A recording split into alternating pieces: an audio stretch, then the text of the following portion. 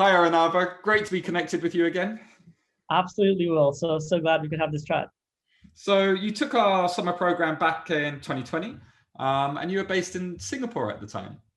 Yes, I was. I just come back after college had moved online. My summer internship had been canceled. And I was really looking for an opportunity to boost my learning in the space. Heard about the Amplify program, signed up for the first batch for the summer, and yeah, been an Well, amazing experience from then onwards. it was fantastic to have you. Very interesting because obviously you're in Singapore at the moment, but you're studying maths at Yale over in the US. Yes, I'm studying math and computer science. So this semester's obviously been a mess with doing everything remotely, but uh, looking forward to being back on campus.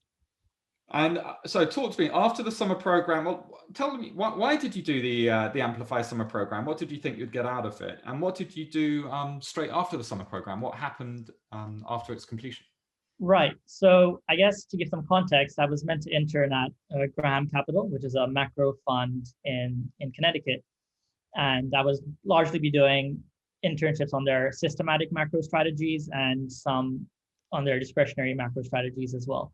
So I really wanted exposure to the macro space in some sense. I didn't have any exposure to that. I was a very pure math CS sort of person, even considering going down an academic route along the line. So I just really wanted to get a taste of the space, given there was a big change in direction from a pure academic route.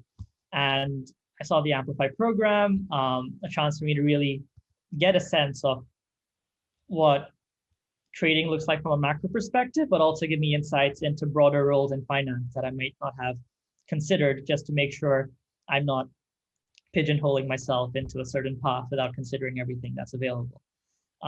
So in that sense, I think what I saw from the Amplify program, it ticked all the boxes. I signed up for the first 4 weeks of summer, literally 1 week after my exams finished. And yeah, I'll obviously delve into details of the program and what I enjoyed more later. But since the program, I've worked at the Monetary Authority of Singapore.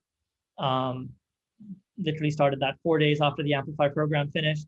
And naturally, some of the concepts I'd learned from the Amplify program, especially dealing with liquidity management and some of the market microstructure, I guess, intuition that I developed during the Amplify program came in use there.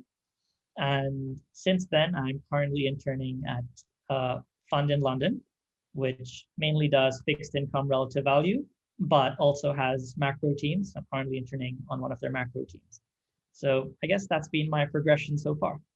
Fantastic. And then you chose the London fund, but I know you had a couple of different offers, and you didn't take one that would have actually paid substantially amount more. And I think that's quite interesting for other students to think about. You had different offers. One would have paid a lot more, but you chose not to take it. And I think I might just help other students in terms of how you thought about that and what made you decide on the decision you ended up on.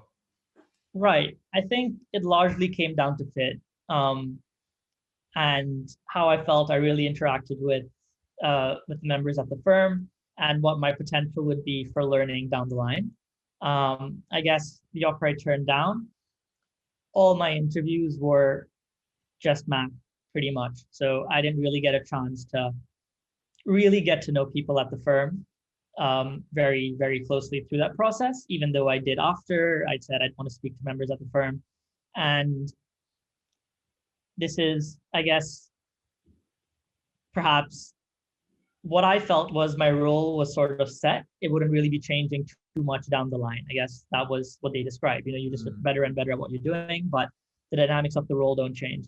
And I sort of want an environment where things are changing. There's not career progression in a very structured sense that you might have at a bank, but some sort of goals or targets to achieve and increase responsibility down the line. And on those fronts, I felt the hedge funds were offering more in terms of training, in terms of guidance from senior PMs, people who've been in the industry for decades through all sorts of market crises, and just a chance to pick their brains and learn from them at the start of my career was something that seemed a little bit more important to me at the time. And hopefully the monetary stuff pays off. Yeah, Well, it's more for long-term views, and I think it's what I like about your decision. It's a very sort of holistic way to look at it. It's not just about the job, what it is now, and it's not just about the compensation, but it's more about where do I see myself developing as a person. A career is a long time. It's decades. So I'm very pleased that a student like yourself is able to take that step back and actually think about the whole package, and your own development. Absolutely. I'm glad glad you agree. I remember I spoke to you before making the decision, and a lot of your insights were very valuable in helping me make the right choice. So thanks for that. Excellent. So, and what's the plan now? Obviously, back to Yale, back to study maths. You've got exams when you go back, or is it you got a bit of time to get back into it? Bit of time. I had exams in December, so my next exams will be in May. But yeah, plan is to go back, enjoy 4 months of college, and then I'll be interning with another fund in Boston over the summer.